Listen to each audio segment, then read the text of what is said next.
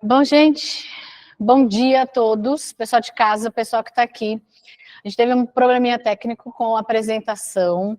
Vocês vão receber a apresentação na sequência, né? O pessoal aqui da OAB falou para mim que vocês têm depois até 30 dias para assistir as aulas, né? Eu sei que nós fizemos algumas perguntas para vocês também, então acho que vocês devem ter que responder essas perguntas. E a gente vai ter que fazer hoje um material sem aula, sem aula, sem o material, né? Peço muitas desculpas, porque eu sei que tem vários tipos realmente de conhecimento, de memorização, e tem pessoas que são muito visuais, eu mesma sou muito visual, que você vê e depois lembra, né, do que a pessoa falou, mas vamos tocar aqui sem o material hoje, tá bom? Eu tenho ele aqui no meu celular, eu vou aí dando uma olhadinha para ver a sequência, e a gente vai falando e vocês veem o material depois, eu vou também deixar meus contatos para vocês, e aí vocês tiram dúvidas, o que vocês precisarem também, tá bom? Então vamos lá, hoje a gente vai começar falando sobre cancelamento. Então, era a última cláusula que eu tinha separado para a gente falar aqui dentro, porque depois a gente vai entrar no tema das exclusões. Mas também, como a gente está sem o material, fiquem super abertos para perguntar, inclusive, de outras cláusulas também, tá? Porque realmente acabou saindo um pouco do cronograma. Então, cancelamento. Deixa eu só ver o que eu preparei aqui para vocês, né? Como a gente já tinha falado antes, o cancelamento ele é uma das cláusulas obrigatórias pelo checklist SUSEP, né? Então, aquelas cláusulas que trazem a resolução e precisam estar dentro de um contrato de resseguro, tá? E dentro da apólice também. Então, ela é obrigatória dentro dos contratos, dentro das apólices, prevendo não apenas o início e o término do contrato, que isso a gente vai ter lá no comecinho do contrato, quando ele inicia, quando ele termina, mas também depois, dentro das cláusulas e normalmente nas condições gerais, a gente vai ter essa cláusula específica sobre cancelamento. Qual a diferença, então, aí, né, do cancelamento? Deixa eu até falar uma aqui que eu tinha até colocado, vai, uma forma que vai. Para Maria Helena Diniz, o contrato, como qualquer negócio jurídico, possui um ciclo de existência. Nasce do mútuo consentimento, sofre as vicissitudes de uma carreira jurídica e termina normalmente com o cumprimento das prestações. No entanto, um contrato pode ser extinto antes do seu cumprimento. Então, por isso a cláusula de cancelamento, tá? Então, a gente vai ter o início e o término. O cancelamento se ele precisar ser cancelado antes do término do prazo. Aí eu até coloquei aqui nos dizeres do professor Flávio Tartucci. Há formas de extinção por causas anteriores ou contemporâneas ao nascimento do contrato, como é o caso da nulidade ou da anulabilidade. Então, quem é advogado, a gente trabalha bastante com esses dois termos, que está nos artigos 166, 167 e 171 do Código Civil, ou supervenientes da sua formação, como ocorrem com a resolução e a resilição do contrato. Eventualmente, o contrato também pode ser extinto em casos específicos pela morte de um dos contratantes. Então, a gente tem várias formas de encerrar esse contrato, tá? E eu tinha colocado aqui, o contrato, esse cancelamento, ele pode ser bilateral, ou seja, a cláusula de cancelamento pode dispor que existe a possibilidade das duas partes cancelarem, é o mais comum. A gente vai encontrar, às vezes, algumas cedentes que colocam que é só possível cancelar pela cedente, pelo segurado, porque ele fala, se eu fiz todo o painel de resseguro, eu contratei o resseguro de cada um de vocês, se um de vocês cancelar o contrato, eu vou ter um baita problema, porque eu vou ficar sem uma parte aqui, né, desse resseguro. Oi? Não tem obrigação solidária, exatamente, muito bom para lembrar realmente essa parte, não tem obrigação solidária, então como é que ele faz? Ele não vai poder cobrar essa parte, esses 10% daquele ressegurador que saiu, ele não vai poder cobrar dos outros, né, que estão no painel, que não tem obrigação solidária. Então ele precisaria conseguir outros ressegurador para colocar naquele pedacinho ali que faltou para cobrir ele. Mas existe, logicamente, aí dentro aqui para nós advogados, a gente tem que ter a possibilidade de sair de um contrato. Eu não estou obrigada a ficar lá dentro daquele contrato, né, se algo acontecer.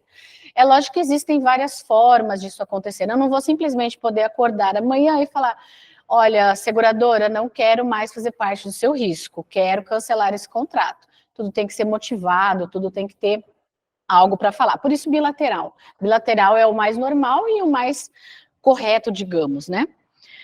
Ela pode ser feita com aviso prévio, esse cancelamento. Então, normalmente a gente vai ter essa cláusula de cancelamento, normalmente ela vai ter duas partes. Ela vai ter uma parte falando que é com aviso prévio, você pode falar, né, lá antecipadamente, para que as partes tenham realmente um tempo necessário para que elas consigam, tanto a seguradora buscar outro ressegurador, quanto elas conseguirem terminar suas prestações e suas contas ali naquele contrato, pelo menos por aquele período, porque a gente viu que tem os sinistros de cauda, os contratos de cauda longa, ou mesmo os de cauda curta, a gente ainda vai ter coisas para frente, né?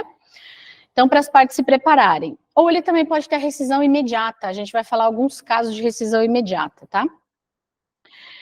Aí aqui eu falei nos slides, vocês vão ver depois, peguei um slide para falar um pouquinho de cada um. Então, falei um pouquinho do bilateral, expliquei mais ou menos isso que a gente está falando aqui. Depois eu falei do aviso prévio também, então eu falei, esse aviso prévio, normalmente eles possuem de 30 a 90 dias, né, para fazer esse cancelamento, normalmente é o que se vê, para que as partes possam, então, ter esse tempo hábil para se reorganizarem suas contas, verificar as pendências e, no caso do ressegurado, se necessário, buscar um novo ressegurador para compor o seu painel. As responsabilidades do ressegurador em relação às apólices incluídas até o último dia do aviso prévio serão mantidas até a sua expiração natural. Então, eu, ressegurador, estou lá por qualquer motivo, cancelamos o contrato, saí do contrato, a minha responsabilidade vai ser até o último dia do aviso prévio, se a gente tiver respeitado, incluído um aviso prévio. Então, todas aquelas apólices que entraram até aquele momento serão ainda da minha responsabilidade, né?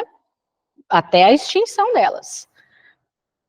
A depender do tipo de contrato, né? Se facultativo ou automático, e a depender em qual base ele foi realizado, se risk attaching ou losses occurrence, que é o que a gente já tinha falado.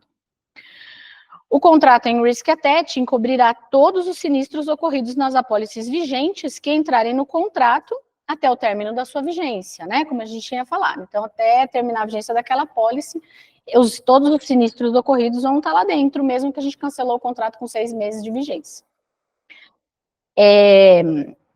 E os contratos na base de losses occurrence cobrirá os sinistros das apólices que ocorrerem durante o período ainda de vigência do contrato de resseguro. Então, acabou ali a fase que a gente falou de aviso prévio, acabou aquele período, já não tenho mais nada a ver com esse contrato, né?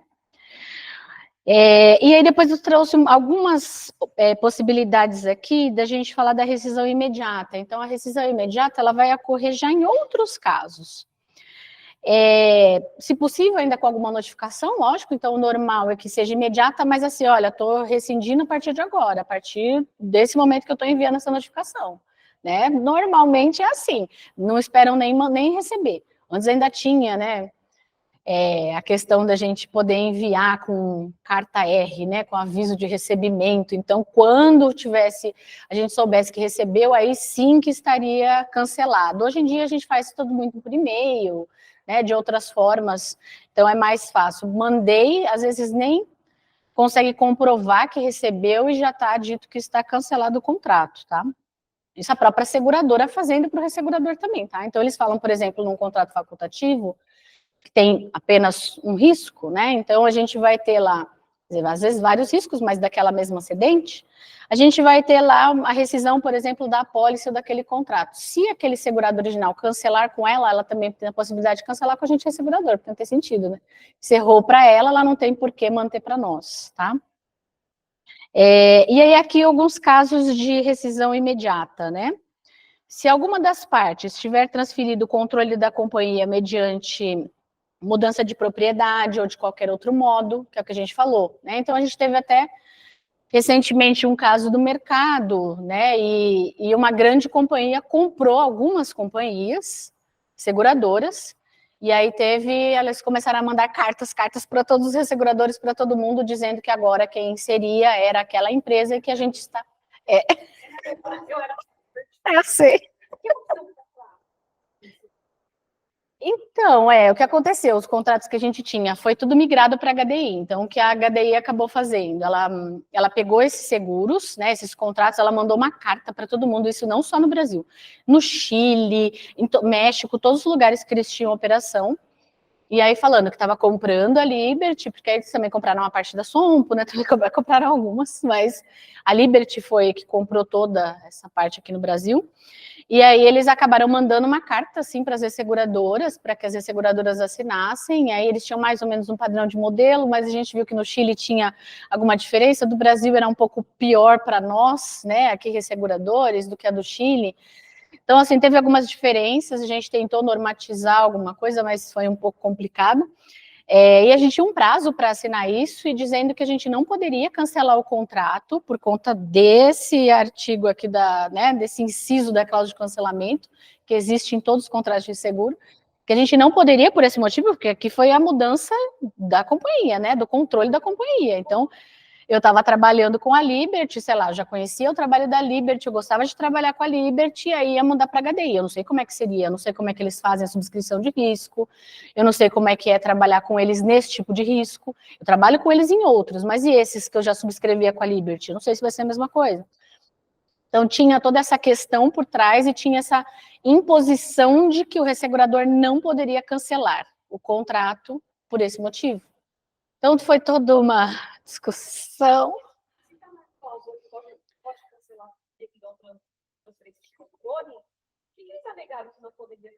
Isso. O pessoal de casa ouviu? Não sei se ouviu. Acho que está carregando ali também. Não, eu vou pegar, porque acho que já deve ter carregado, né? Tá, acho que parece que tá... Então, o que eu estava falando, que vocês chegaram a ouvir a pergunta da Ayla? Não, acho que você ia levar para ela fazer, mas a gente não escutou direito. Ah, tá. Então, o que ela perguntou foi o seguinte: ela queria saber, ela queria entender se, na verdade, a questão da... Como é que a HDI fez isso com os resseguradores, se o próprio contrato já possuía, dentro da cláusula de cancelamento, essa possibilidade de cancelar se mudasse realmente a gestão da empresa, se mudasse a empresa, a seguradora, né? E o que eu estava respondendo, seria possível sim que os resseguradores utilizassem apenas essa cláusula do contrato e encerrassem. Não quero trabalhar com a HDI, gostava de trabalhar com a Liberty, saio do jogo, não estou afim. Né? Mas o que a maioria dos resseguradores fizeram? Vamos assinar a carta, porque eu ainda não sei como é trabalhar com a HDI, né? Nesse sentido, eu trabalho com a HDI ela tem muitos seguros massificados também, né? Então já trabalhava com algumas outras questões. Com a Liberty era diferente, então, assim, como é que vai ser trabalhar com a HDI nesse ponto? A maioria acabou assinando, porque realmente não tinha muito como fazer, porque você não sabe como é trabalhar com eles nesse ponto. Então, vamos continuar e a gente vê depois o que acontece, tá? Então, essa foi, na verdade, a resposta que eu estava dando para ela, porque quando a gente assinou e quando os resseguradores assinaram esse documento, aí travou essa possibilidade deles saírem daquele contrato, e ela teve a garantia que ela não ia entrar agora num contrato vigente e ia simplesmente ficar perdida ali, tendo que buscar capacidade novamente, né? Então, ela conseguiu travar essa possibilidade, conseguiu manter o painel dela, e aí depois seria visto como isso ia ser feito, tá? Oi.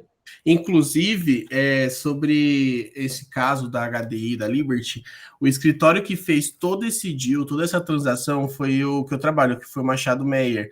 E quando antes de fecharem um contrato do M&A, a gente fez a due diligence, né? Foi uma due diligence enorme, eu lembro, foi no ano passado. E aí a gente fez todo um trabalho de entrar em contato com todas as seguradoras e seguradores que estavam envolvidas na due diligence para a gente ver se seria possível fazer essa transferência, né? Se a seguradora toparia manter os contratos com a HDI, e foi bem bacana, e foi exatamente isso que você falou mesmo. Então, sim, como muda, né? Você não sabe como que aquela outra empresa subscreve, se o ressegurador vai aceitar o risco, então faz que você, do lado da Liberty ou da HDI, o que você pode fazer é entrar em contato com o segurador e falar, é o seguinte, a gente está mudando, você topa subscrever ou não vai dar, a gente cancela. Foi exatamente bem assim. Você falando, eu lembrei do diligence que a gente fez ano passado. Sim, muito bom. Muito bom mesmo. E é exatamente isso, porque como a gente estava falando antes, o resseguro é muito confiança, né?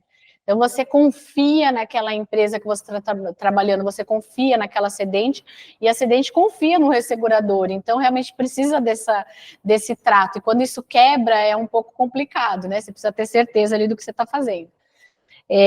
Então, esse é um dos pontos, né, de cancelamento imediato. Então, imediatamente eu poderia cancelar e, né, não quero mais saber de trabalhar aí com vocês.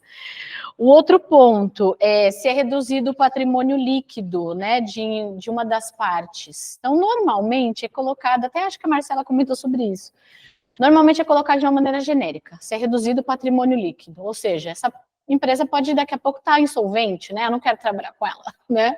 Então, normalmente o que a gente pede para ter um range, para ter algum valor lá. Então, até 25%, ok, até 30%, ok, né? Se tiver uma redução aí do patrimônio líquido. Por quê? As empresas, elas têm normalmente muitos M&As, uma compra outra, e aí vai tendo essa alteração também no capital social, vai tendo essa alteração também no patrimônio líquido mais, né? Na verdade. Então, realmente é uma das formas também. Se a outra parte já não for solvente ou for incapaz de pagar as suas dívidas, a gente teve até uma coisa muito legal. Participei de um trabalho bem legal no final de 2022, eu acho, com uma seguradora que estava iniciando, que estava no sandbox, que a gente tinha falado aquele dia, e a empresa que eu trabalho estava começando a trabalhar com essa seguradora, ainda dentro do sandbox, e aí então foi muito interessante trabalhar no contrato, porque a cláusula de cancelamento imediato foi uma das que a gente mais trabalhou, porque o medo deles era exatamente esse, era como assim, mas você vai cancelar, se você ficar sabendo então que eu não paguei a conta de luz aqui do prédio, no seu... Então assim, era uma coisa muito surreal, né? A conta de luz daqui do prédio, alguma coisa, então quer dizer que você vai cancelar o contrato, não vai mais me dar capacidade? Né? Então, assim, eu lembro que ela falava, entenda as nossas dores, por favor, né? A gente sabe, vocês são uma seguradora grande, a gente está começando. Ela falava, não, pode ficar tranquila. Então, a gente teve que remodelar toda a cláusula para deixar de uma forma que ficasse confortável para eles, ficasse confortável para nós, né? A gente colocou algumas travas, lógico, né, lá dentro, para a gente também não ter problema, porque era um contrato não de um ano, era um contrato multianual de 5 anos, então, assim, tinha que ter muitas travas para a gente ter certeza que a gente não estava fazendo negócio com uma seguradora nova que dali a pouco tempo não ia dar certo, né? E não, eles já saíram do sandbox e está funcionando super bem, assim. Então, espero que continuem, né? É uma seguradora bem interessante. E aí a gente teve todas essas questões de fazer um contrato muito modelado com eles para conseguir atendê-los, sem deixar também de trazer as proteções que a gente precisava, né? E aí eu lembrei dessa parte porque tinha essa questão da solvência, não só aqui, mas em outras partes do contrato, porque realmente a SUSEP, ela passa, acho que são relatórios semestrais, aí se alguém souber, me avisa, acho que é semestral, se eu não me engano, sobre a solvência das empresas, né, das seguradoras, das resseguradoras, então para ter certeza que está todo mundo ali com o capital mínimo exigido pela SUSEP para trabalhar e fazer frente a todas as suas questões. Você quer falar, Júlia? Né? Tá. Se uma autoridade reguladora, legislativa ou judicial revogar ou suspender a autorização para operar de uma das partes, então imagina, você fez alguma coisa, ou não está solvente, ou não está, você pode ter a sua licença para trabalhar sendo cassada, e aí não dá para você continuar, então rescisão imediata do contrato. Se a operação do presente contrato no todo ou em parte foi proibido ou se revelar impossível, né, de acontecer, se a outra parte tiver descumprido de forma grave as suas obrigações no presente contrato, então, digamos que é algo que ela fez que não cumpriu, se o país em que as partes tiverem seu domicílio ou sede principal se envolverem em hostilidade armada, né, guerra civil, também é sempre um item que está dentro dessa cláusula, porque realmente pode acontecer e esse contrato não conseguir continuar. Eu não coloquei aqui nessa parte, talvez eu tenha colocado em outra, a parte em relação ao prêmio de resseguro. Então, sempre existe também uma cláusula, não de rescisão imediata, ela está em outra parte dessa cláusula de cancelamento, falando que é possível que o ressegurador cancele o contrato se ele não receber o prêmio de resseguro acordado. Então, normalmente, o que ele fala? Não recebeu o prêmio de resseguro ali, o que normalmente essa cláusula coloca, que vai ter, ele vai notificar a seguradora para ela pagar em 30 dias, se ela não pagar em 30 dias, o contrato é rescindido automaticamente, tá? É o que normalmente existe na cláusula. Tá? Essa é uma das formas também. Então, naqueles casos que eu falei para vocês, que existe a possibilidade de cancelamento do contrato unilateral pela seguradora apenas, ela vai colocar que a nossa única possibilidade é na falta de pagamento de prêmio. Todo o restante não é possível. E aí não é realmente interessante, porque se acontecer qualquer uma dessas outras questões também de rescisão imediata, eu também tenho o poder de cancelar o contrato, né? Se eu tiver a possibilidade de ver realmente a outra parte, a seguradora sendo comprada, sendo vendida, eu posso nunca mais trabalhar com ela, né? Então, é uma questão que a gente sempre também leva muito a sério, não. A rescisão, né, tem que ser bilateral, as duas partes têm que poder. E é aquela questão da confiança. Se a gente está trabalhando juntos, você acredita, você sabe que eu não vou deixar de trabalhar com você por nada, vai ter que ser por um motivo muito grave, né? Normalmente isso não vai acontecer, tá? Então era isso sobre cancelamento. Alguém tem alguma dúvida? Algum ponto? Quer pegar outro? Deixa eu pegar o microfone. Uhum. Já que você estava falando dessas questões de cancelamento, eu lembro que em 2020 a gente viu várias empresas tendo que mudar os clausulados das apólices delas por causa dos embargos e sanções. E isso aconteceu no resseguro? Tipo, como é que foi isso? Não virou uma questão de cancelamento para o lado das resseguradoras também? Então, não virou uma questão de cancelamento, em princípio, a gente vai falar, vai ser a última parte da aula que a gente vai falar de embargos e sanções, tá? Porque é um tema realmente muito importante dentro do seguro e resseguro, então eu separei uma sessão específica, a gente vai falar bastante coisa sobre embargos e sanções, mas tem realmente essa questão. Não teve, o que aconteceu? As seguradoras, na verdade, começaram, tanto as seguradoras quanto as resseguradoras começaram a colocar algumas outras cláusulas e outras travas dentro dos contratos por conta disso.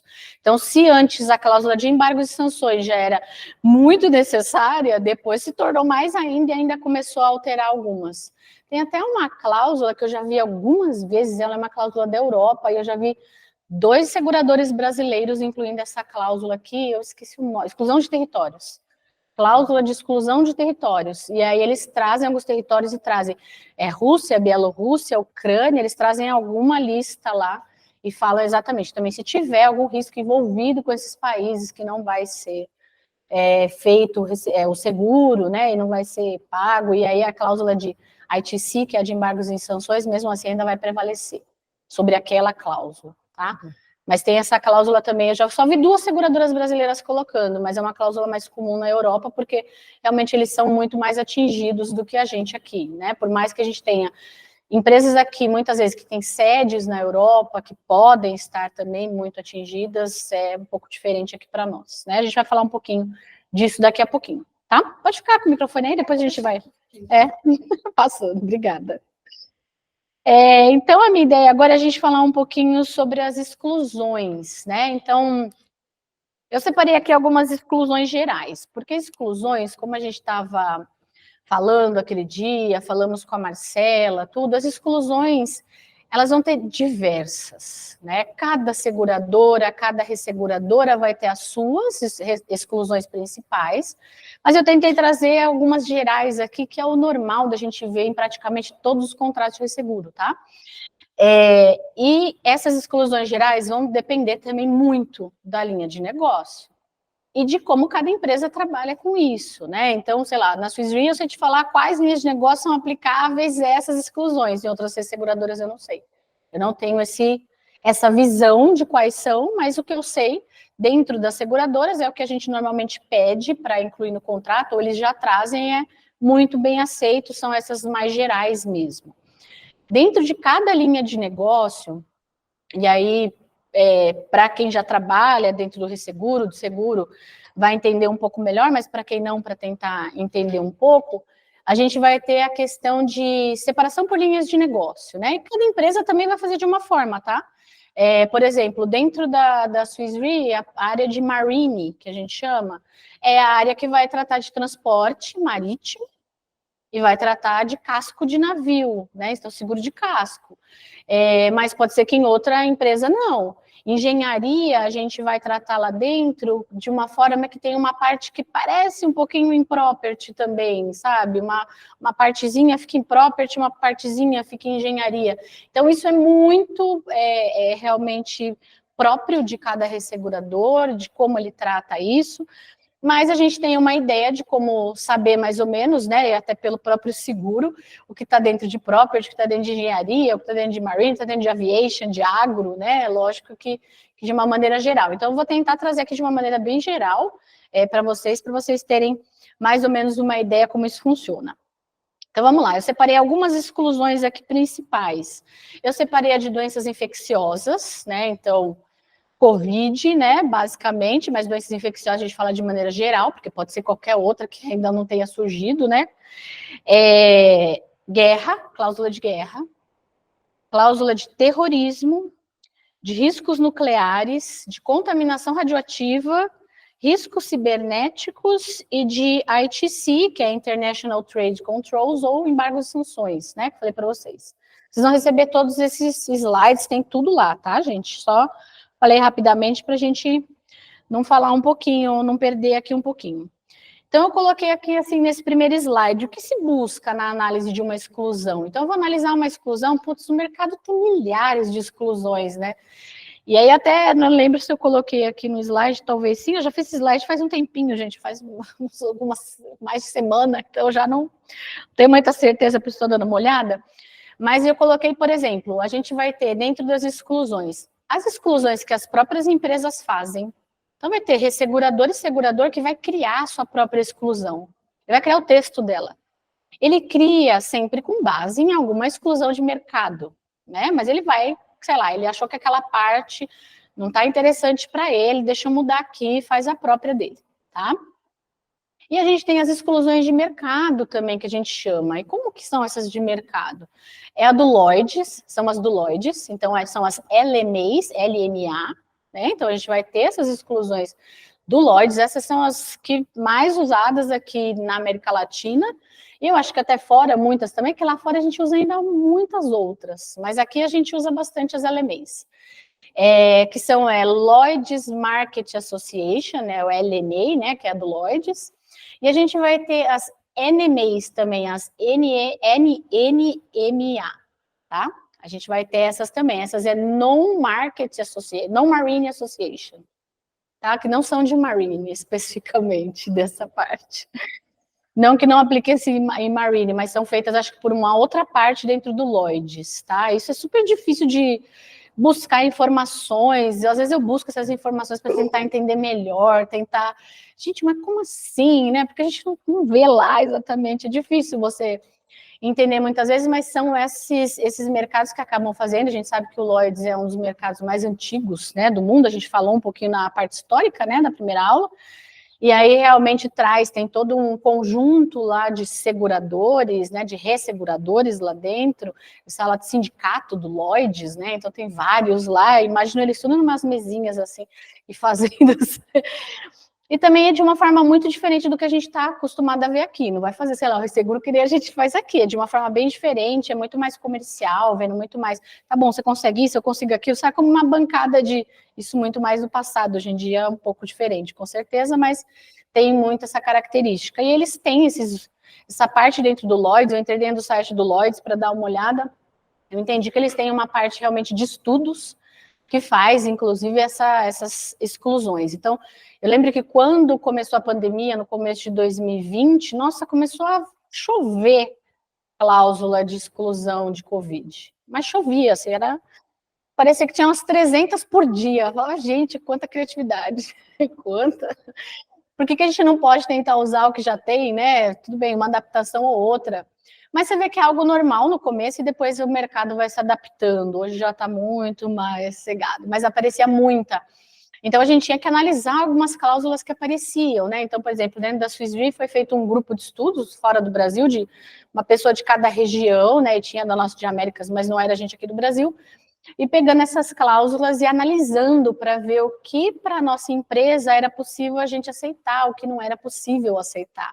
né? Então, foi determinado lá dentro que a gente pode aceitar de cláusulas de doenças infecciosas, está fora daquilo. No contrato facultativo, a gente até consegue alguma abertura para tentar olhar, porque a gente está falando só daquele risco, a gente está analisando, é diferente. Dentro de um contrato automático ou uma facility, a gente acabou não falando aqui de facility, né? Facility acaba sendo entre o facultativo e entre o contrato, ela está no meio, né? Vocês conhecem, né?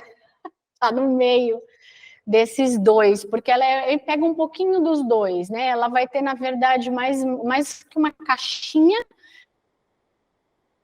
para poder colocar dentro daquele contrato, mesmo sendo tudo de property, tá bom, é tudo property, estou fazendo uma facility property, mas eu não quero aqui dentro o risco, sei lá, de um galpão de bebidas, porque tem muito risco de incêndio, não sei. Né? Então, assim, dentro da facility você vai delimitar exatamente qual tipo de risco você quer dentro dela. Então, ela vai ser diferente do automático por conta disso. O automático, como a Marcela falou, obrigatório. Então, todos os riscos da carteira dela de property entra, na facility não. Eu escolho, eu ressegurador, junto com a cedente, quais riscos a gente vai colocar ali dentro, tá? É um pouquinho diferente. Oi. Deixa eu pegar o microfone. Nossa, ele daria muito ter microfone, né? Ô, Lu, então essas exclusões são recomendações que veio do Lloyds, é isso? Recomendações, mas que o mercado inteiro usa, né? Porque se a gente pensar, uma apólice, ela vai ter tudo que está incluído e tudo que está excluído. Um contrato de resseguro é a mesma coisa. Tudo que está incluído nele, tudo que está excluído, porque é uma infinidade tão grande de coisas, né, que a gente não consegue também pensar exatamente em tudo. É lógico que como o mercado já está há bastante tempo trabalhando, já tem muitas exclusões que você já sabe que você precisa para aquele produto. Mas é muito de você também entender o negócio, né? Então, deixa eu olhar aqui, putz, para cá, olha, já, sei lá, já aconteceu comigo, já vi em outro caso que isso daqui não dá por causa daquilo, eu já coloco uma exclusão lá. Isso seja a seguradora, seja o segurador, né? Então, sim, você vai colocar essas exclusões no contrato ou na apólice para ficar determinado. Aconteceu alguma coisa, putz, mas daqui não está coberto pela apólice, que não tem cobertura. Daqui não está coberto pelo resseguro, não tem cobertura, tá? E aí, então, essas exclusões são necessárias, estão em todos os contratos. Como eu estava falando, tem essas exclusões gerais que a gente vai falar, e tem as exclusões de negócio. Então, no property vai ter outras tantas exclusões de property. No de marine ou no de, né, transporte, vai ter tantas outras, no de agro, tantas outras, porque são coisas muito específicas para aquela região, para aquele tipo de negócio, para aquele, né? Então, assim, o que a gente busca na análise de uma exclusão? Uma linguagem clara e consistente, porque as exclusões, não sei se vocês costumam ler, às vezes eu acabo lendo, tendo que ler, porque eu faço análise de contrato, mas às vezes você sabe que tem lá e não sabe nem o que é. Por exemplo, a de riscos nucleares é uma exclusão imensa, gigantesca. Eu lembro que uma vez um cliente pediu para explicar, nossa, eu fui ler todinha de novo, tentar, sabe, esmiuçar toda a exclusão para eu poder explicar ponto a ponto, porque elas são um pouco confusas às vezes também, porque o que acontece com uma exclusão e é o que nós também advogados sempre buscamos e olhamos. A exclusão nem sempre ela vai apenas excluir algo, tá? Normalmente ela exclui, incluindo outra parte. Então é muito interessante, muito importante você ler para saber, peraí, ela excluiu isso, tá ótimo, é o risco principal, mas o que ela está incluindo aqui também é algo que eu quero que seja incluído ou não? Então é muito importante você olhar, ver como é que é, ela tem algumas exceções dentro da própria exclusão, algumas vezes, então é importante a gente sempre dar uma lida, uma analisada para ver se é aceito. Por isso que eu falei que teve esse comitê e tantas outras empresas, tenho certeza, fazem isso, para saber o que você pode aceitar ou não para você, né? Tinha colocado aqui no slide, vocês vão ver, linguagem prioritária. Então, o que seria essa linguagem prioritária? Normalmente, ela começa, ou ela tem dentro dela, dizeres assim, independente de tal coisa, não obstante, sei lá, o contrato de resseguro, as demais cláusulas desse contrato, esta cláusula exclui, tá? Esta cláusula se aplica exclui qualquer tipo de alguma coisa, né? Então, isso, essa linguagem prioritária é muito importante que tenha dentro das exclusões, normalmente tem. O escopo da exclusão, ou seja, o que ela está excluindo ali, né? Ampla linguagem causal, ou seja, eu preciso ter lá que ela vai cobrir tudo, ela vai excluir tudo. Direto ou indiretamente, esse risco. Causado por, em conexão com, real ou percebida, sozinho ou em conexão. Eu trouxe uns pedacinhos de algumas cláusulas, ou às vezes a cláusula inteira, nos slides também para vocês darem uma olhada. E a exclusão do risco em si, isso tudo tem que estar muito claro dentro de uma cláusula de exclusão, tá? E aí eu começo aqui com a parte de exclusão de doenças infecciosas. E aí eu trouxe aqui cláusulas aplicáveis, e aí coloquei aqui de maneira geral, né? Para property, engenharia, são aplicadas em todas as linhas de negócio, marine, agro, todas as outras, né? E podem ocorrer, lógico, algumas exceções. Mas eu trouxe três cláusulas mais importantes aqui, como a LMA, que é a 5394, ela é a mais aceita pelo mercado hoje, tá? Todo mundo coloca essa cláusula, raros aqueles que não colocam, porque realmente ela tem uma explicação boa, ela tem todos esses pontos que eu falei para vocês, ela é clara, ela consegue dizer exatamente o que ela exclui, ela define o que é o que ela está excluindo, então ela deixa de uma maneira bem clara o que é. A LMA 5502 e a 5503, elas também são muito parecidas com a 5394 até, e elas também são muito bem aceitas pelo mercado. A gente vai ter, para, por exemplo, os contratos de casualty, que é responsabilidade civil, a gente vai ter algumas outras. Então, o mercado, além de fazer essas genéricas, né, que você vai poder aplicar mais em várias linhas de negócio, às vezes eles fazem algumas específicas para algumas linhas. E para RC, geralmente, tem alguma mudança. Então, para RC, sempre tem alguma cláusula diferente. Então, para RC, a gente tem, eu coloquei aqui duas também, mas são outras, né? A LMA 5396 e a 5458, a LMA também. Então, elas também trazem essa linguagem mais diferente para a RC, falando que é aplicável para os seguros de responsabilidade civil, essa cláusula, tal, tá? E aí, aqui eu trouxe a 5394, aqui o texto dela, e depois vocês dão uma olhadinha, mas ela começa falando, por exemplo, não obstante qualquer disposição em contrário neste contrato de resseguro, ela já traz falando de resseguro, este contrato de resseguro exclui qualquer perda, dano, responsabilidade, sinistro, custo ou despesa de qualquer natureza, direta ou indiretamente, a linguagem causal, né?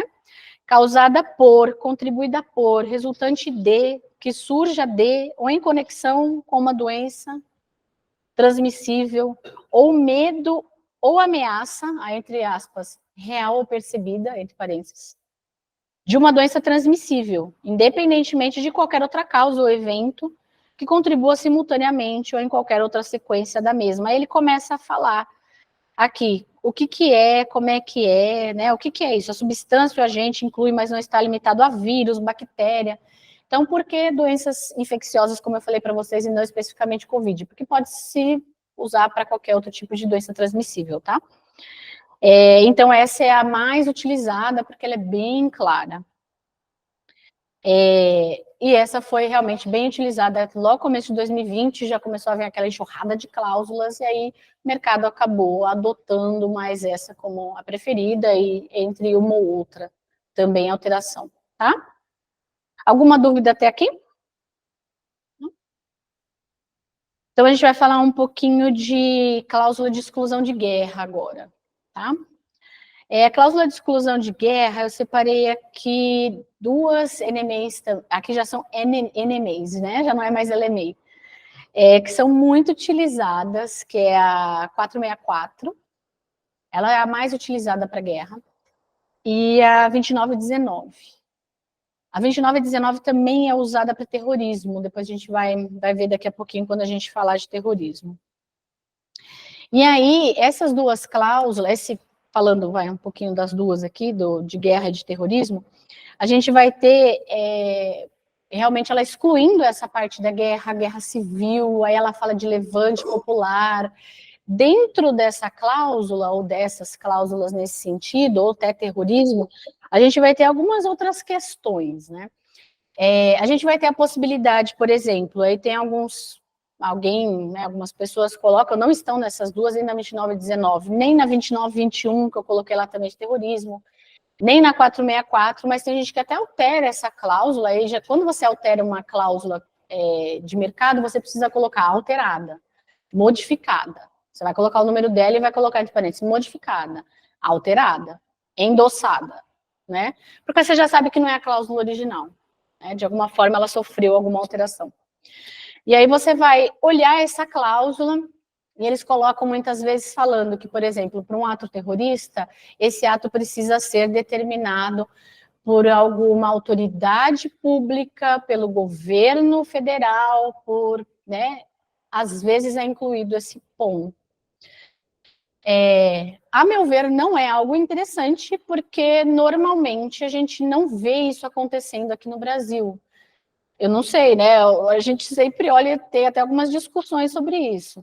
A gente teve, por exemplo, lá em janeiro de 2022, lá em Brasília, aquele quebra-quebra, aquilo.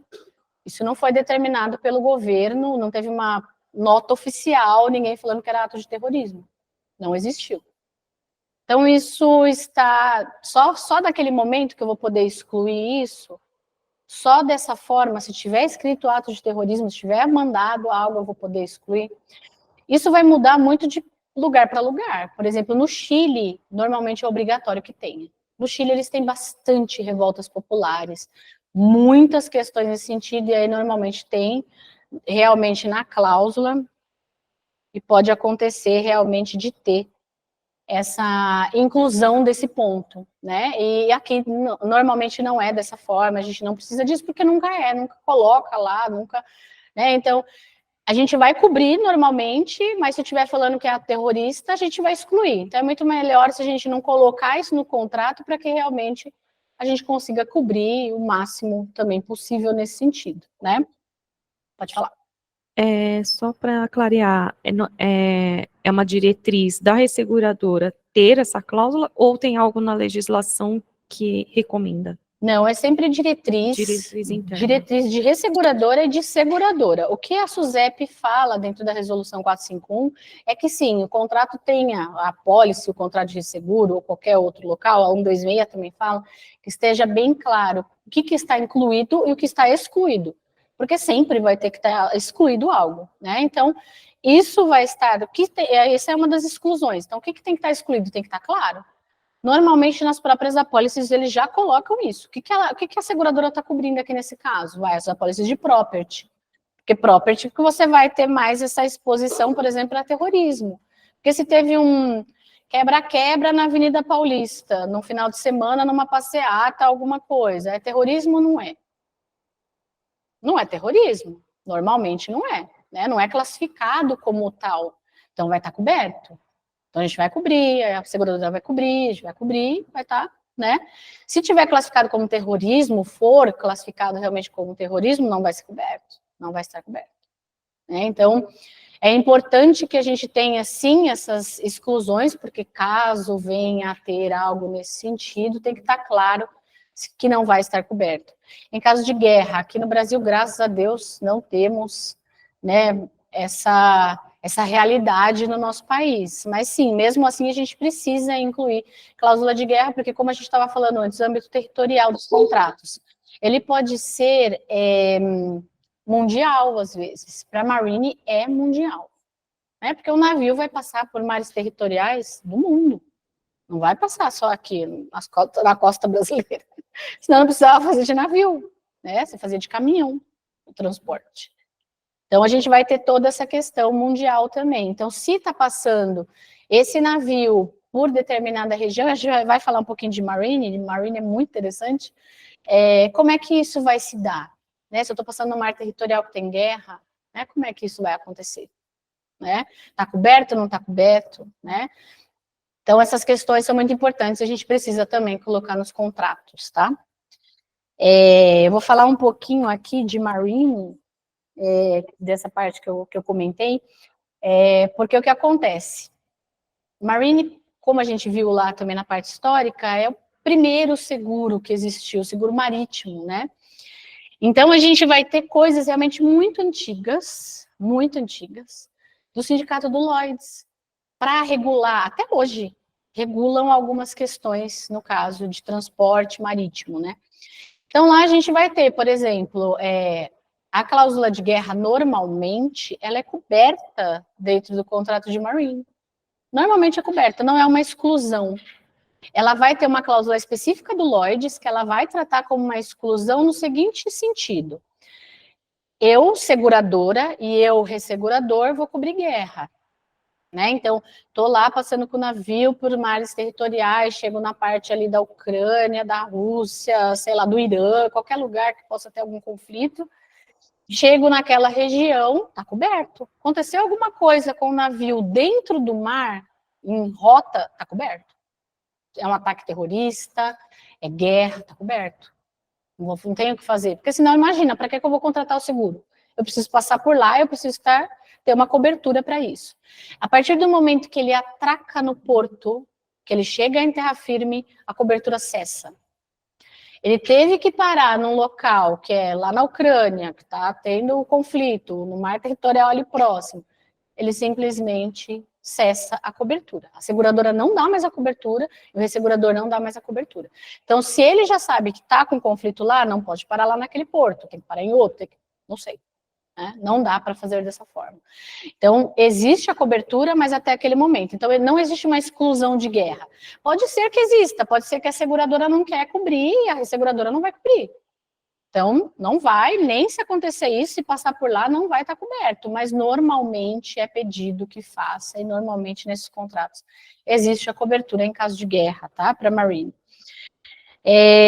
Existem várias outras coisas aqui também, normalmente, então, ela é uma adicional, né? Isso também para aviation, tá, gente? Então, para avião também, caso ele esteja passando no céu, na parte territorial, esqueci o nome, gente, agora, do céu, na parte espaço aéreo, no espaço aéreo daquele país, também tem cobertura, tá? Chegou, pousou lá no aeroporto, não tem mais a cobertura cessa para a guerra, tá? Mesma coisa. Cobertura, então, usualmente contratada, né, nas famosas, né, baseada nas famosas cláusulas do Instituto de Londres, coloco isso no slide, e suas equivalentes, né, de mercados locais aqui do Brasil, por exemplo, somente é válida, como eu falei para vocês, enquanto a mercadoria está em água ou no ar. Os atos de terrorismo também são cobertos durante esse curso ordinário aí de trânsito, tá? Seja de navio, seja de... Deixa eu ver aqui.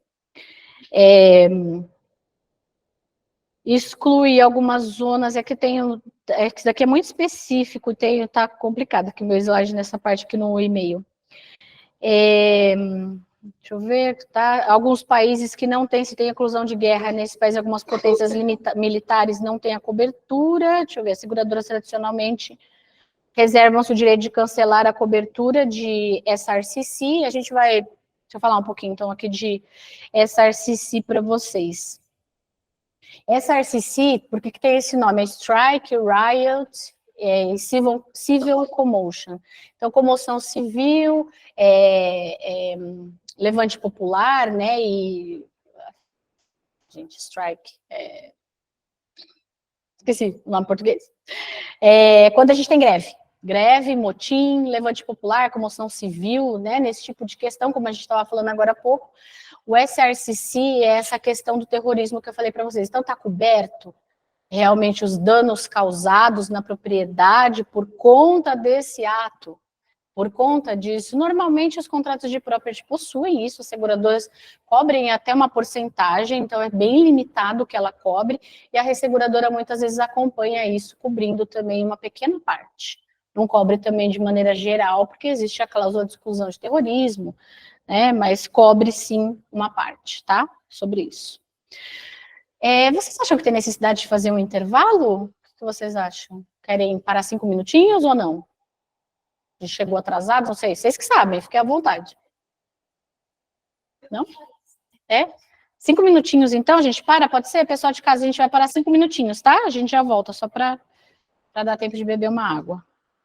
Aí a gente já continua essa parte das exclusões, e aí depois a gente fala de ITC, que é que é bem importante. E eu trouxe até um caso prático aqui para vocês, mas a gente vai falar do caso prático aqui de ITC.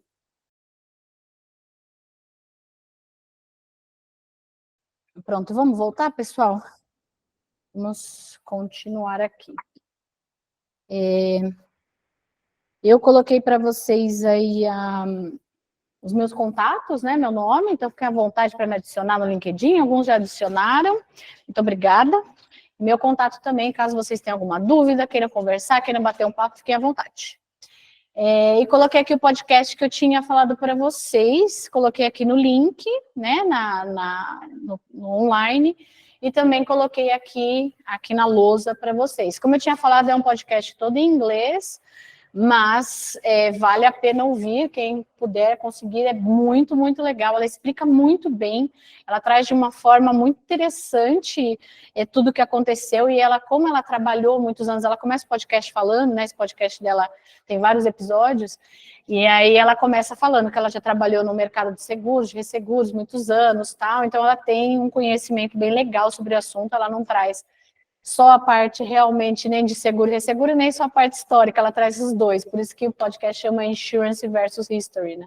É bem legal. Tem um que ela fala de asbestos, tem outro que ela fala de escravidão, ela tem vários podcasts lá, é bem legal. A voz dela é gostosa, gostoso você ir ouvindo, sabe? É bem legal. É muito legal, vale a pena. Então, vamos lá, vamos dando então aqui continuidade, a gente vai falar agora um pouquinho, eu vou procurar não me estender também nessa parte das cláusulas de exclusão, porque realmente as cláusulas de exclusão, a gente falou mais ou menos como você vê, o que é importante, falar um pouquinho de cada uma, mas nem é necessário se aprofundar muito nelas, né? Mas o porquê que elas estão ali. A gente vai falar um pouquinho aqui sobre cláusula de riscos nucleares. Então, a de riscos nucleares é que o mercado inteiro usa. Essa daqui a gente não tem um monte de cláusula como nas outras. É a NMEI 975A, né, 1975A. Então, essa é a que normalmente a gente usa, e ela é a que eu falei para vocês, que ela é super comprida, super grandona, né, e é realmente utilizada, não tem versão alterada, muito pouco, né, então realmente é uma cláusula aí mais comum para a gente usar aí no dia a dia e nos contratos, né? Oi. Tá tudo no slide, Tem as fotinhos, estava tão bonito para a gente mostrar, tem várias fotos, risco nuclear, né? Não é muito bonitinho, mas tem a bomba atômica, tem o doenças infecciosas, tinha a foto do Covid, assim, sabe? O vírus, assim. Mas não deu muito certo, mas vocês vão ver. Então, tem também a cláusula de riscos nucleares, de contaminação radioativa, da mesma forma, né? Então, a gente vai ter também, a gente tem várias no mercado que é possível utilizar. A mais comum que a gente vê é a CL, aí já é outro tipo, não é mais NMEI. Eu não me lembro exatamente o que significa CL, mas também da mesma forma. São mercados que vão fazer isso, a gente tem a IUA, também aquela IUA, que vocês às vezes veem também é de um instituto de Londres, a CL eu não tenho certeza, se alguém souber até de casa também quiser compartilhar, eu não sei se também é de Londres, a IUA é de Londres também, assim como as outras, a CL pode ser que seja também, então realmente são esses grupos, associações que fazem essas cláusulas para que sejam utilizadas no mercado. E algumas mais específicas, né? Realmente, então, essa CL, pode ser que ela seja mais específica também para essa questão. Então, a gente vai ter a CL 370, que é a mais comum de contaminação radioativa, a gente tem tantas outras. Eu coloquei aqui mais um exemplo, que é a 356A, tá? Que essa A já é... E essa a gente vai ter isso, A, B, porque às vezes elas já foram endossadas, já tem alguma alteração, e elas têm as preferências aí também para cada um, como eu falei. Então, essa cláusula de contaminação radioativa contra armas químicas, biológicas, bioquímicas, eletromagnéticas, tudo que a gente vai realmente vendo, descobrindo, vai fazendo essa exclusão para que não tenha nenhum problema, né? Aqui o slide também do celular, ele não fica muito bom, mas ela fala, por exemplo, a presente cláusula prevalece sobre tudo que estiver contido no presente resseguro, que seja incompatível com a mesma. Ela já traz algo mais, né? O presente contrato não cobre, em caso algum, perdas, danos, responsabilidades ou despesas diretas ou indiretamente causadas por quaisquer causas que tenham contribuído ou resultante de. Aí começa a contaminação por radioatividade, um monte de questão nesse sentido. Até a própria Marcela falou aquele dia na aula dela, a gente existe, são os pools, né, por exemplo, então existe sim, em alguns casos, realmente a cobertura para esses riscos nucleares, porque a gente tem usinas que trabalham com isso, que precisam de cobertura, que precisam de um tratamento diferenciado, mas apenas nesses casos, todo o restante está todo excluído dos contratos, tá? A gente tem visto também de muito tempo para cá, já há algum tempo, as cláusulas de risco, de exclusão de risco cibernético também. E da mesma forma como a gente tem a parte de riscos nucleares que é coberta, a gente tem o seguro de cyber. Então você fala, peraí, por que você está excluindo o cyber se a gente tem o seguro de cyber? Né? Exatamente por conta disso, o seguro de cyber vai cobrir só o seguro de cyber. Só vai cobrir questões ali de risco cibernético, mas é um seguro específico, contratado para aquilo. Nos contratos de property, de engenharia, de todos os outros, eu não vou cobrir cyber, então por isso que eu excluo cyber. Porque para cobrir cyber, eu preciso de um contrato específico para ele, né? Não para esse caso. Então, sim, a gente tem várias exclusões. Aí aqui também a gente tem diversas. A gente tem muitas exclusões no mercado, algumas maiores, algumas menores. Aí companhias que aceitam uma, companhias que aceitam outras, a depender também da sua subscrição de risco. E a gente tem algumas muito específicas também para property engenharia, que são as linhas mais gerais, e a gente tem as especiais, né? Então, às vezes, para marine pode ser diferente, para agro pode ser diferente, ou às vezes nem obrigatória, vai depender da empresa, né? E para casualty também, que é RC, a gente vai ter também algumas diferenças. Então, para RC, a gente tem, por exemplo, LMEI 5458, LMEI 5468 para casualty. Para property, a mais comum, a mais utilizada é a 5410, é a que o mercado aceita bem, ou a 5401 também. E a gente tem algumas NMEs, 2915, 2912, 2928, né? Tem um monte.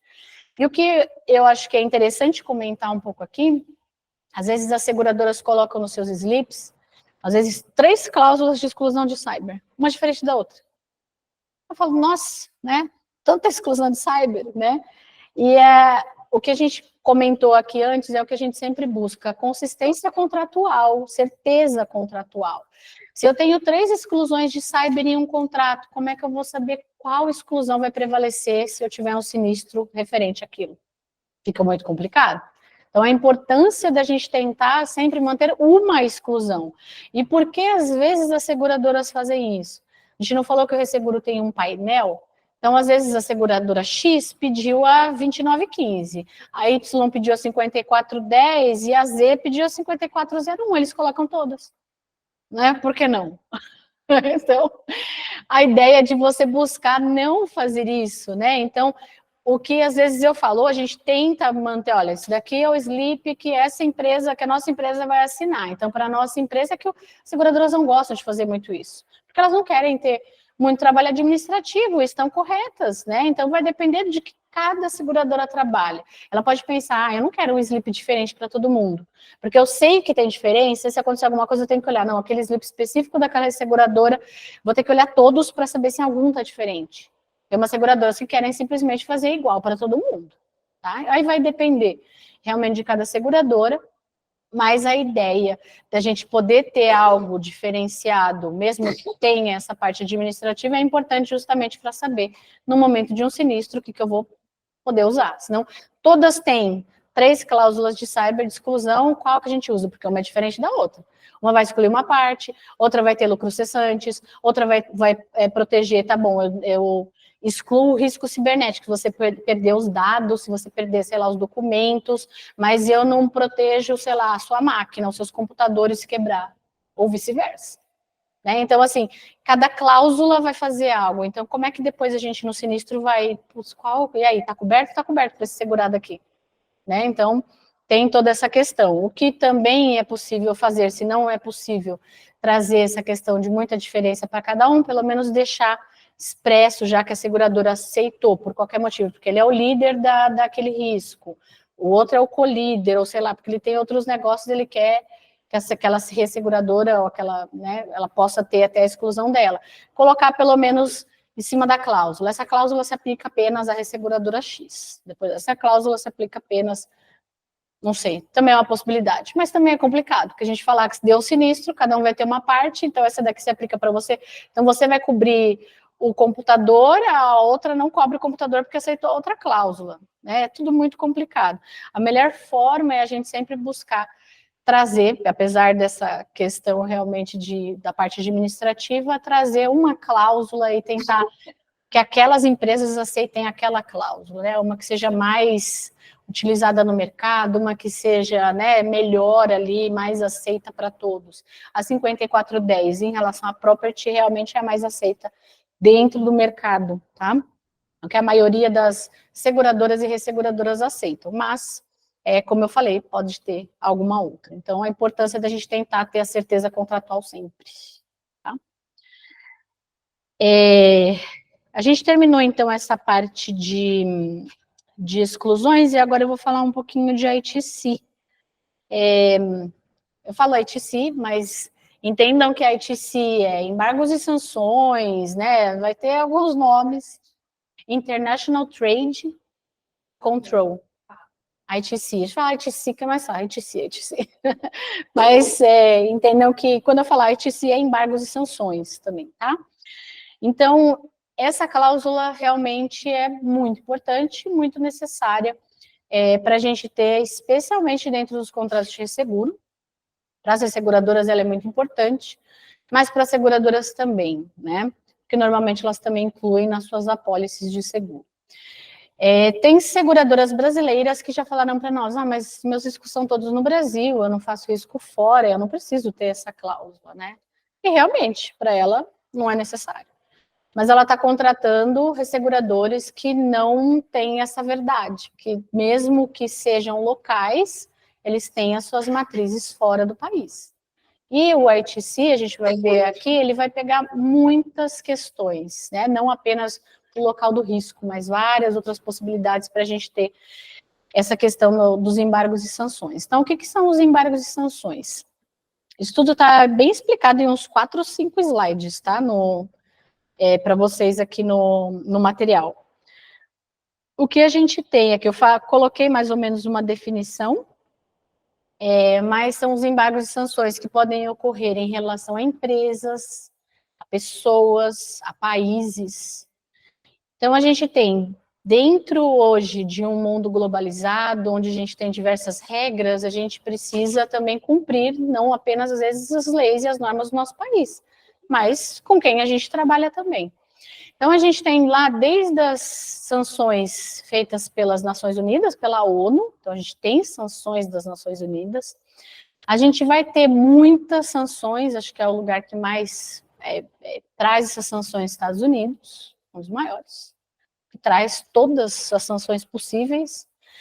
Essas listas, e aí a gente vai ter sanções da União Europeia também, a gente vai ter sanções específicas, às vezes, da Inglaterra, da Alemanha. A gente vai ter alguns países que trazem essas sanções.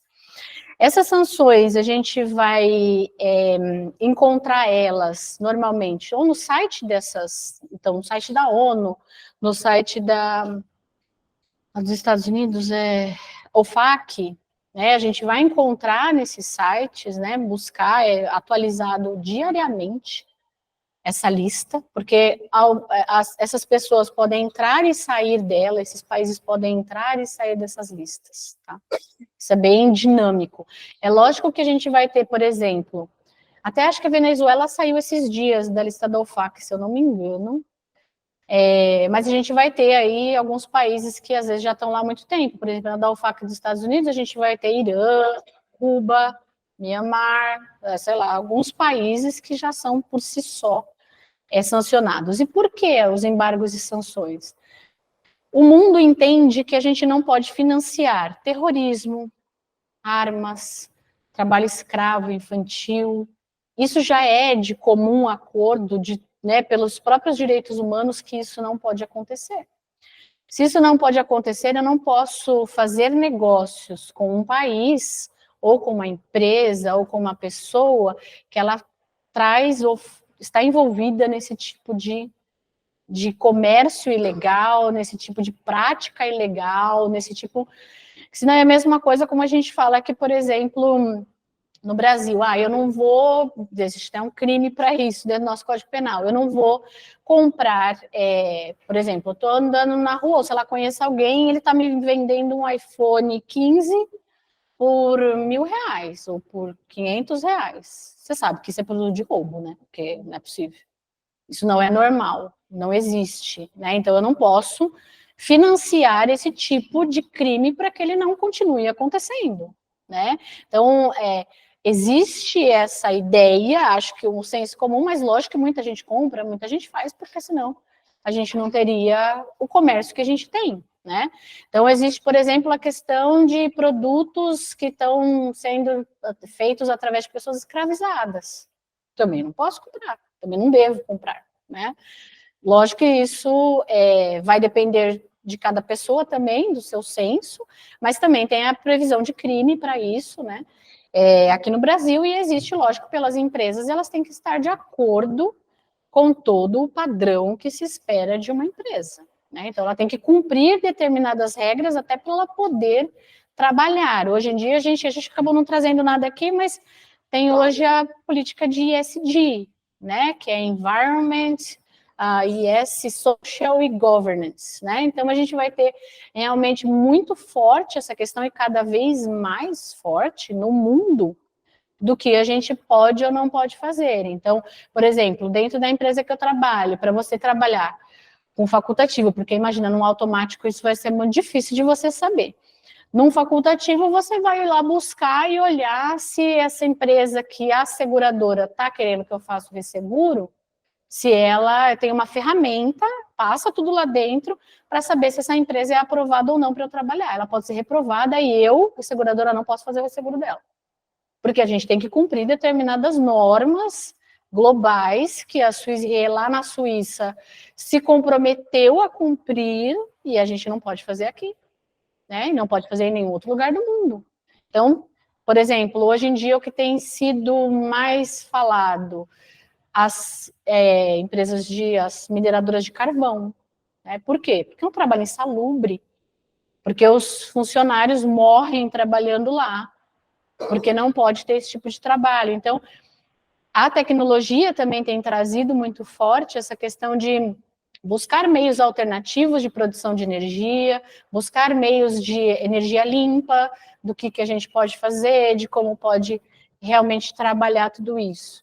Eu fiz até um estudo no começo do ano passado bem interessante, assim, para buscar mais ou menos ao redor do mundo. Eu era responsável pela parte de Américas, mas tinha outras pessoas por parte de EMEA, de APEC, que toda aquela região da Ásia e Austrália, para ver o que a gente tinha já de legislação e tal. O Brasil já tem, né, dentro da, acho que é a circular 666, se eu não me engano, da SUSEP, me corrija se eu estiver errada, estou tentando lembrar de cabeça, que é a que traz sobre ESG, ela já obriga as empresas a ter um plano, né, dentro da sua empresa, de como vai fazer, de como vai ser, tem datas para cumprir, eu acho que até 2025 a gente tem datas aí bem mais firmes e fixas sobre isso. Para cumprir também todas essas regras aqui dentro do Brasil. Então, as empresas brasileiras também têm que cumprir. Então, fora também. Então, como é que está, sei lá, na Colômbia, como é que está no México, como é que está... Ainda estão se preparando também para isso. O Brasil está um pouco mais adiantado nisso aqui na América Latina, mas a gente tem já essa obrigação, não só apenas no seguro, ela está chegando no seguro agora, mas ela começou muito no ramo bancário. Então, no bancário é que começou primeiro com toda essa questão de ESG para buscar e trabalhar da melhor forma, né?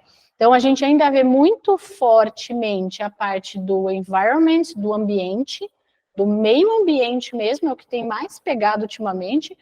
A parte social um pouco, porque a gente fala bastante de diversidade e inclusão, as empresas também estão muito imbuídas nesse sentido de trabalhar toda essa questão. E a gente também tem a parte de governance, então a empresa, como é que ela vai fazer acontecer também tudo isso, né? Mas o meio ambiente é muito mais falado hoje em dia no mundo do que aqui. E eu lembro que na época até vi algumas coisas dos Estados Unidos. Lá é muito problemático essa questão, justamente porque a gente tem a parte dos democratas, né, e a parte dos republicanos. Então, os que acreditam em que querem que tenha a parte do ISD, outros que falam que é besteira, né, trabalhar com toda essa questão. Eu acho que a gente tem isso aqui dentro do Brasil também, é normal, a gente acho que sempre vai ter, mas é importante a gente estar atentos, independente do que a gente pensa, do que a gente acha, do que a gente acredita, estar atentos que realmente o mundo está se transformando dessa forma e que a gente tem que estar de acordo com esse trabalho, com essa forma. Eu me lembro até que eu tinha visto acho que uma ação, se eu não me engano, na França, contra o grupo Casino, né, Pão de Açúcar e tudo, por conta de eles estarem vendendo e recebendo carne da Friboi, aqui do Brasil, e a Friboi, ela devastou não sei quantos hectares de floresta para fazer pasto. Então, a ação era por conta disso, desmatou o meio ambiente para fazer pasto, e aí, então, você não poderia estar comprando essa carne desse produtor, porque ele está contra o ISD. Né? Então, assim, o mundo está cada vez mais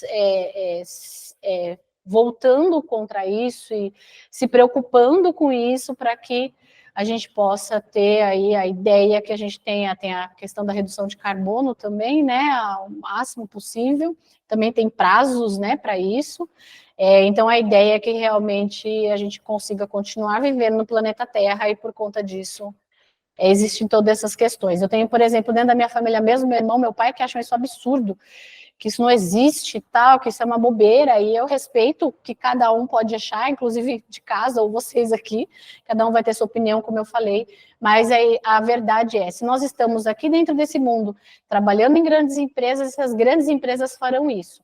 Então, a gente tem que estar de acordo e conhecer e saber para a gente poder estar inserido nesse trabalho e nesse mundo e fazer dessa forma também, né? Então, fiz esse parênteses para falar bem rapidamente sobre ESG, mas a questão dos embargos e sanções entra nesse sentido, né? Então, a gente vai embargar economicamente, sancionar economicamente, para que essa pessoa não tenha nenhum recurso, esse país, essa empresa, não possua nenhum recurso para que ela utilize na venda de armas ilegais, na exploração sexual, infantil, no trabalho escravo, né, no terrorismo, financiando esse terrorismo, esses países, né?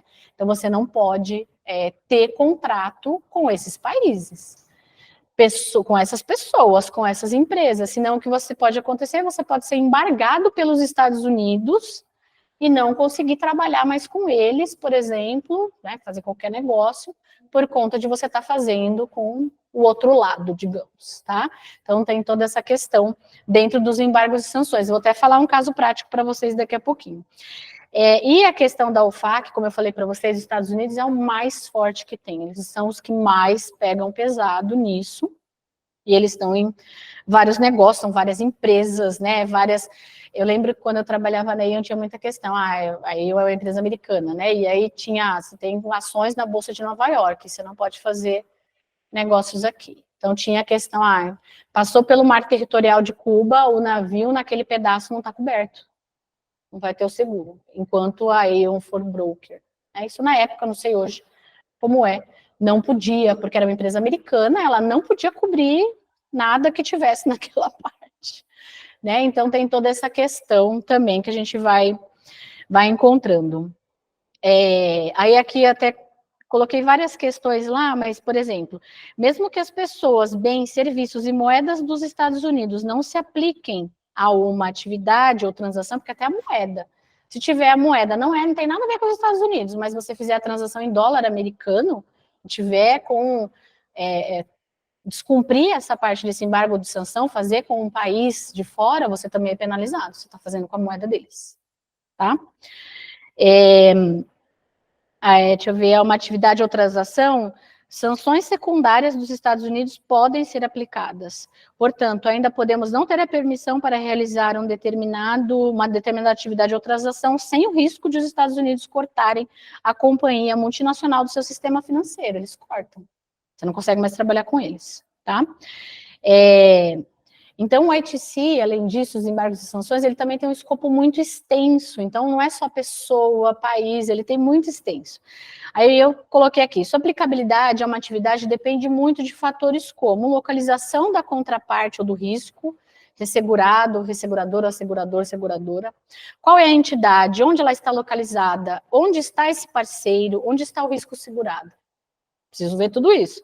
Bens e serviços envolvidos na atividade. Quais são os bens e serviços que são objeto dessa cobertura? Como eu falei, armas, né? Alguns serviços que não é possível. Drogas, imagina, gente. Não dá. Nacionalidade de indivíduos, incluindo empregados envolvidos direto ou indiretamente em uma atividade, então até a nacionalidade deles. Qual é a nacionalidade dos indivíduos envolvidos em uma determinada atividade? Moeda utilizada na transação e canal bancário. Em qual moeda é realizada a transação? Quais bancos estão envolvidos e onde eles estão localizados? Tudo isso tem que ser levado em conta.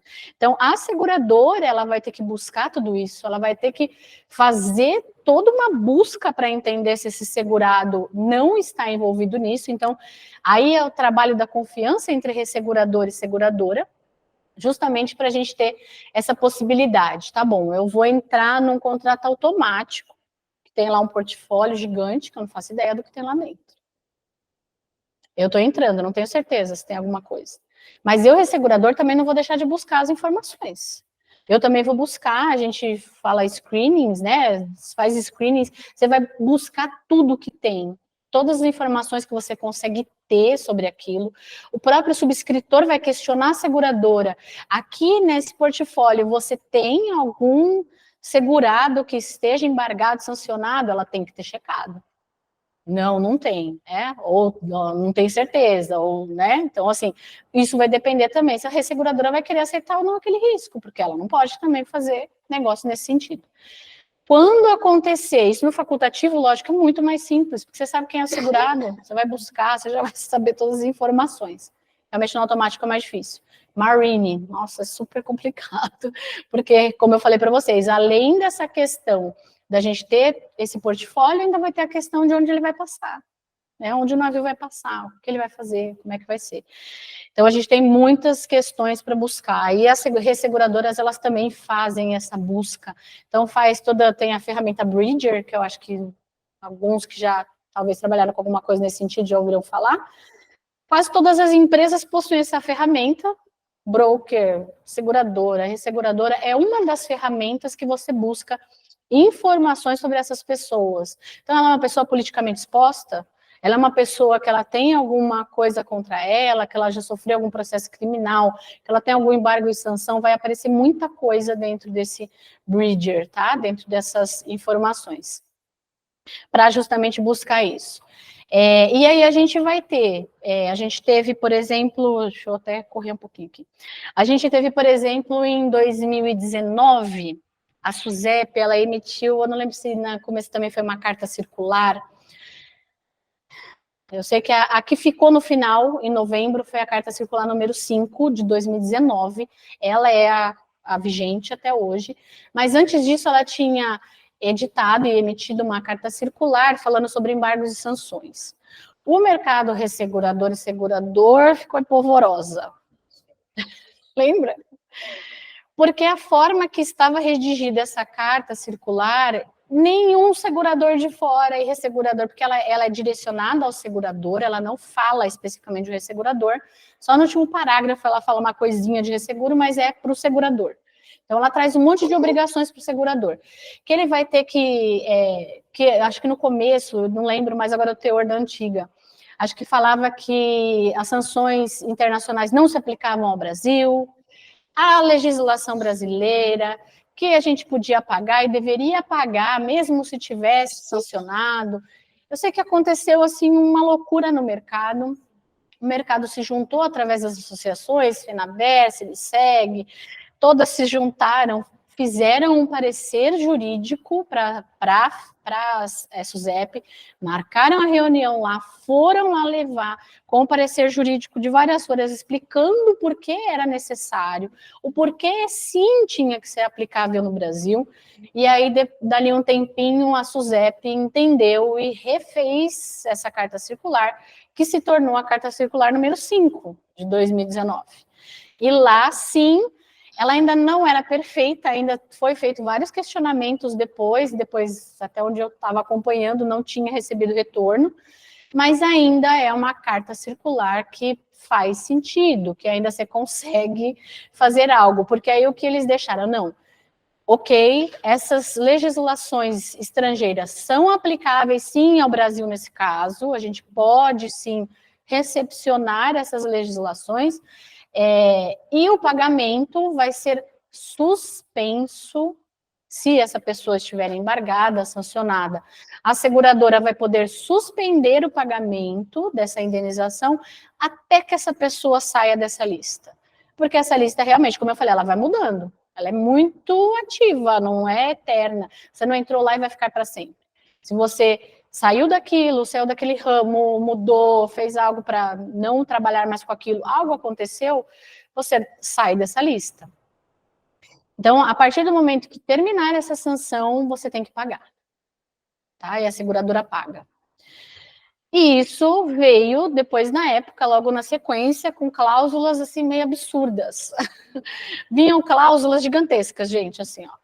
Aí eles começaram a delimitar todos os órgãos que podiam sancionar ou embargar dentro da cláusula. Aí falava mais um monte de coisa. Ao resseguro, o mercado ressegurador foi muito forte em não aceitar essa cláusula, porque não fazia muito sentido, era gigantesca, trazia as responsabilidades para o ressegurador que ele não queria ter, e que não tinha por que ele ter, né? Então, o mercado rechaçou essa cláusula, ela não existe mais, eu nunca mais vi em nenhum lugar, tá? Ela realmente saiu do mercado, e hoje a gente tem muito mais presente a LMEI 3100, eu até coloquei ela aqui para vocês nos slides, ela é a mais presente dentro dos contratos de seguro, de resseguro, e aí ela realmente traz de uma forma mais possível de ser aceita, né? Alguns alteram um pouco a 3100, falando lá no final, né? Porque ela fala, ó, nenhum ressegurador deverá prover coberturas e nenhum ressegurador será responsável. Às vezes eles colocam segurador e o re do lado, né? Ok? Porque eles também não vão fazer isso, né? Nenhum sinistro ou prover qualquer benefício pelo presente instrumento, na medida em que a provisão dessa cobertura, desse benefício e tudo mais, possa expor o ressegurador ou a seguradora a qualquer sanção, proibição ou restrição nos termos das resoluções das Nações Unidas, sanções econômicas ou comerciais, leis ou regulamentos da União Europeia, Reino Unido ou Estados Unidos da América. Então, colocou essas lá, ok. O que acontece? Às vezes, algumas seguradoras trazem, desde que não sejam contrários à legislação brasileira. Desnecessário. Né? A carta circular já fala que essas podem trazer isso para nós. Então, é muito mais seguro a gente não colocar uma exceção dentro de uma exclusão. Então, porque aqui está todo mundo coberto, está tudo certo, são eles que emitem essas leis, esses regulamentos, eles que trazem os embargos e sanções. Se eles trazem, está tudo certo, não precisa falar que está de acordo ou não está de acordo com a legislação brasileira. A gente já sabe que a legislação brasileira permite o pagamento quando acaba a sanção. O ressegurador e a seguradora vão pagar nesse momento. Acabou a sanção? Está excluído? Pode fazer o pagamento. O que normalmente as seguradoras fazem, as resseguradoras, antes de fazer qualquer pagamento, passa de novo no screening. Passei lá no começo do contrato, preciso fazer um pagamento de um sinistro. Passo de novo para saber, porque é muito ativo. Passo de novo para ter certeza que aquela pessoa, aquela empresa, aquele país não está sancionado. Ele não entrou na lista agora. Então, essas verificações são feitas constantemente, porque realmente muda constantemente. Então, você vai olhar de novo antes de fazer o pagamento, deixa eu ter certeza. Porque ninguém quer ser embargado ou sancionado, né? Eu não posso mais fazer negócios nos Estados Unidos, ou com a União Europeia, ou com, né, ou tem algum país ali nas Nações Unidas que eu não posso fazer. Nessa lista tem empresas, pessoas e países. Sim. Legal. Nessas listas, porque são algumas listas, tá? São várias listas. Para a gente fechar, eu vou trazer um caso prático, não sei se vocês vão lembrar. Dois navios iranianos parados no porto de Paranaguá, se não me engano, sei que é no sul, Paranaguá. Parados lá, atracados, um estava atracado no porto, outro estava um pouquinho distante, mas estava perto. Em 2019, isso aconteceu, em meados de 2019, acho que abril, mais ou menos, de 2019, porque depois resolveu em junho, parece. Eu coloquei todas as datas aqui, tá? Que eles estavam lá no porto aguardando serem abastecidos de combustível pela Petrobras. Acontece que a Petrobras se negou a abastecer. Eu não posso abastecer um navio iraniano, o Irã é embargado, sancionado, não posso. Eu não quero ter problema, né, com isso. Não vou abastecer, ela se recusou a abastecer. Esses navios, eles vieram buscar milho e soja, parece, já estavam carregados e tinham essa questão de sair aqui do porto. Foi um impasse jurídico enorme. A empresa que estava fazendo o fretamento desses navios, ela entrou com uma ação contra a Petrobras, lá na Justiça do Paraná. Entrou com a ação lá, eu não lembro se ela perdeu, eu falo aqui exatamente, tá? Deixa eu ver, 2 navios iranianos, o Bavan e Termec, ficaram parados no Porto Paranaguá por quase 2 meses, aguardando combustível. É que eu já falo que é após a decisão do STF. Após a decisão do STF, a Petrobras, que havia se recusado a abastecer os navios por receio de ferir sanções internacionais, especialmente a dos Estados Unidos, uma vez que o Irã era e ainda é um país embargado, foi obrigada a abastecer os navios que estavam carregados com toneladas de milho para poderem retornar ao seu país de origem. A empresa de importação e exportação do Vale do Itajaí, Eleva Química, entrou com uma ação na Justiça do Paraná para obrigar a Petrobras a abastecer os navios. Você procurar na internet, tem a história toda, né? Então, realmente, o que aconteceu? Eles entraram com a ação, acho que eles perderam em primeira instância e eles já apelaram para o Tribunal de Justiça do Paraná. O tribunal, acho que reformou a sentença, aí a Petrobras apelou dessa sentença, impôs recurso para o STF já direto. Já foi para o STF. Eles até falam isso. Nossa, nem falou aqui, nem passou pelo STJ, tem um dos ministros, no voto dele, ele fala, que nem passou pelo STJ antes, né? Falou, não, já foi direto para o STF, porque matéria de ordem federal, né? E aí já mandou direto para lá. E aí o STF obrigou a Petrobras a colocar o combustível para que esses navios partissem e fossem embora. E aí tem essa questão, né? Tá bom, mas ela fez isso, né? O STF fez isso, mandou e tinha uma multa diária de não lembro quantos milhões, se ela não fizesse, se ela não cumprisse a decisão. Se ela não fizesse, ela ia ter que pagar essa multa, então ela foi obrigada a fazer, fez e ok. A questão toda é essa, a gente já teve algumas conversas, discussões com algumas seguradoras, tá bom, mas se eu for obrigada a fazer, tá bom, você é obrigada a fazer, mas eu não estou nessa decisão. Eu, ressegurador, não recebi essa obrigatoriedade de fazer isso. Então, se a gente fala, tá bom, eu vou abastecer, né? Se eu tiver algum problema, fazer o quê? Eu pelo menos tenho essa justificativa para falar para o governo americano, para as Nações Unidas, para seja quem for, olha, eu abasteci porque eu tive uma decisão judicial no meu país e ela é impositiva, eu preciso cumprir, eu não tenho como não cumprir.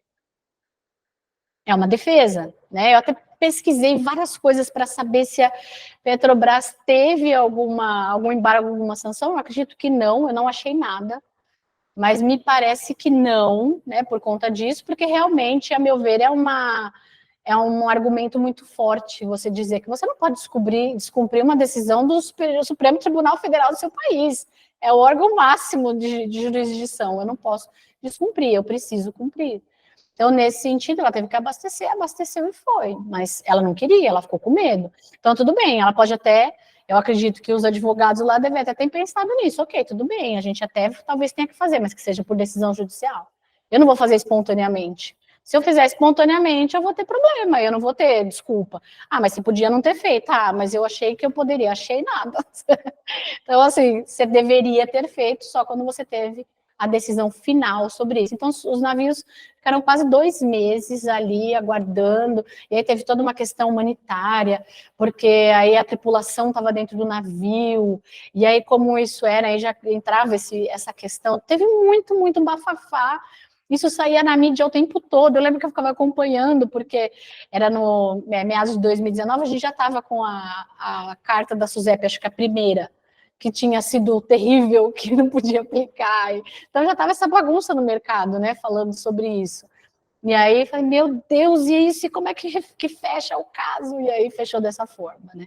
Então, foi algo bem interessante, vocês buscarem aí na internet, vocês vão encontrar várias coisas sobre isso. Eu coloquei até aqui a fotinho do navio no slide, porque é bem interessante, né? Você vê na prática, falar, tá bom, mas aqui nunca aconteceu. Tá bom, a gente já teve algumas coisas, é possível. Eu lembro que uma vez conversando com uma advogada de uma empresa, uma vez, de uma seguradora, ela falou, tá, e se, sei lá, um avião iraniano, um avião cai em cima do shopping center, né? Tipo, possível também. No Brasil, lógico, é um pouco mais difícil. Mas a gente tem toda essa questão que eu falei, não é apenas onde está o risco situado, mas sim como é feito o pagamento, como é que são essas pessoas que a gente está prestando esse serviço, então tem toda essa questão, tá? Então é isso, gente, são 11 horas em ponto. Me desculpem pelo atraso no começo, mas também fico aberta. Alguém tem alguma pergunta? Alguém tem algo para falar? Deixa eu ver se aqui tem alguma coisa. Não, acho que estão falando mais aqui também da lista de presença. Uma curiosidade só. Pode falar. Se você sabe de uma situação em que a resseguradora foi obrigada, assim como a Petrobras foi obrigada a, né, financiar lá o combustível dos iranianos, você sabe de alguma situação que a resseguradora teve uma obrigação financeira com um país embargado, com decisão judicial aqui no Brasil? Desconheço, Ayla, desconheço. Realmente não é muito utilizado, porque geralmente já fala, está embargado, não vai pagar e aguarda, e, né, normalmente é o que mais acontece. De chegar a esse ponto já é um pouco mais difícil. Eu desconheço alguma aqui no Brasil, sinceramente. Não sei se alguém conhece, tem alguma história, algo.